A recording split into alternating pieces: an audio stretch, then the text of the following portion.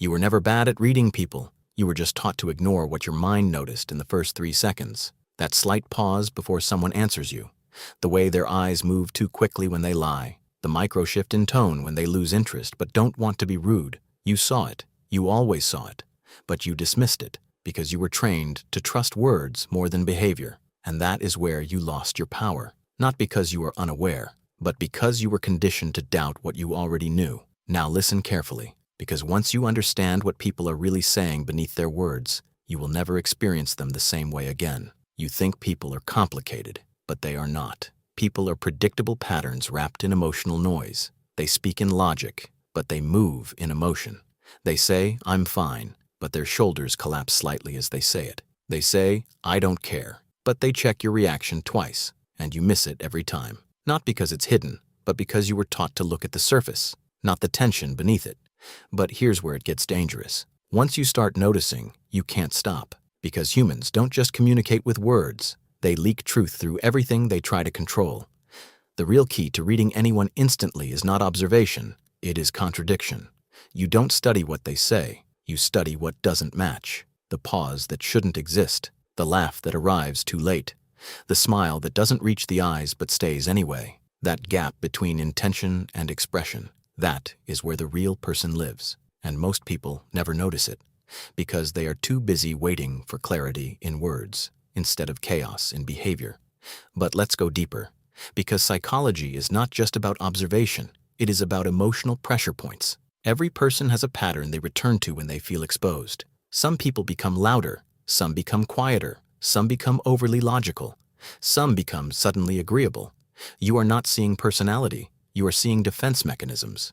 And once you understand that, you stop reacting to people, you start decoding them.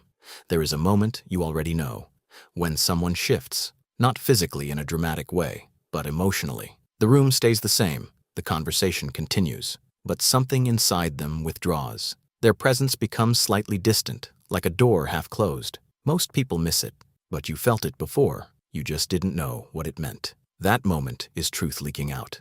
Because identity cannot stay fully stable under social pressure. It bends, and in that bending, you see the real structure underneath. Carljung once pointed toward something uncomfortable. People do not become who they are. They hide who they are. And what you call personality is often just carefully managed concealment. So when you read someone, you are not discovering them.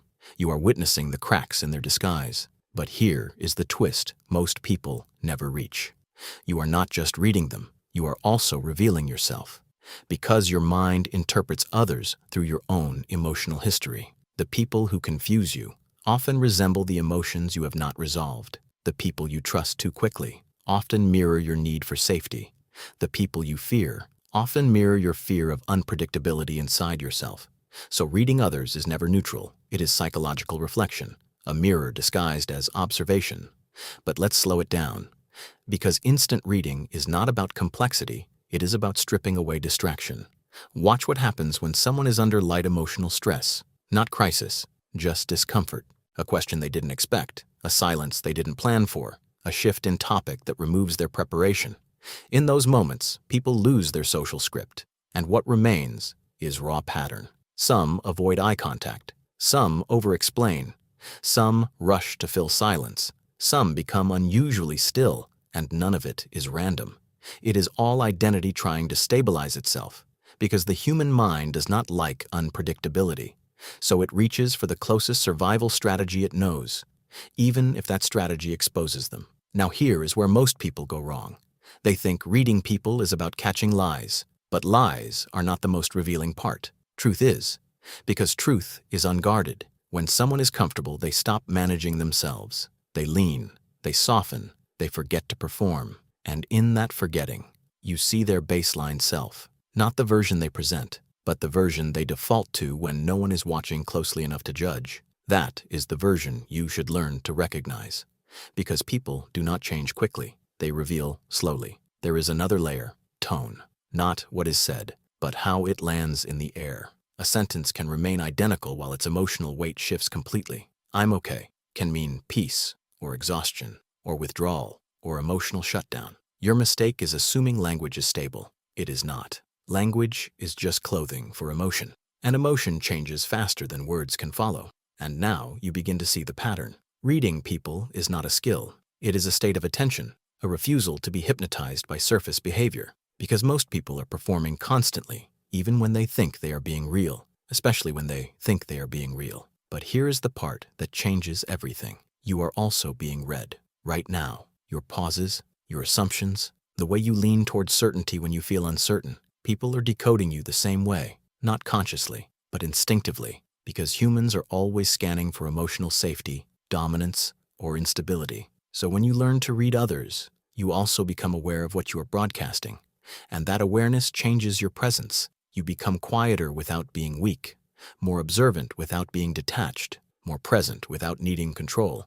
But there is a final layer most people never reach. The deepest reading is not of others, it is of patterns. Because individuals change, but patterns repeat. The person who interrupts you too often, the person who always delays commitment, the person who over-apologizes, the person who withdraws when things get real. These are not random personalities. They are emotional loops. And once you recognize the loop, you stop reacting to the person. You start recognizing the cycle they are trapped in. And that is where emotional intelligence becomes dangerous, because you stop taking things personally, not because you are detached, but because you finally see clearly. And clarity changes everything. You stop being confused by mixed signals, because you understand that mixed signals are not confusion. They are internal conflict expressed externally.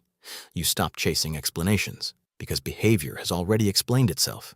You stop needing closure from people, because you already understand the pattern they were operating from. And this is where something subtle happens. You become harder to manipulate, not because you resist harder, but because you no longer misinterpret signals. You stop filling gaps with hope. You stop replacing behavior with intention. You stop confusing potential with reality. And in that silence, you start seeing people exactly as they are. Not better, not worse, just real. So when you ask how to read anyone instantly, the answer was never about techniques. It was about attention stripped of illusion. You don't read faces. You read inconsistencies. You don't read words. You read emotional pressure. You don't read personalities. You read patterns trying to stay hidden. And once you see that, you realize something quietly unsettling. People were never hard to understand.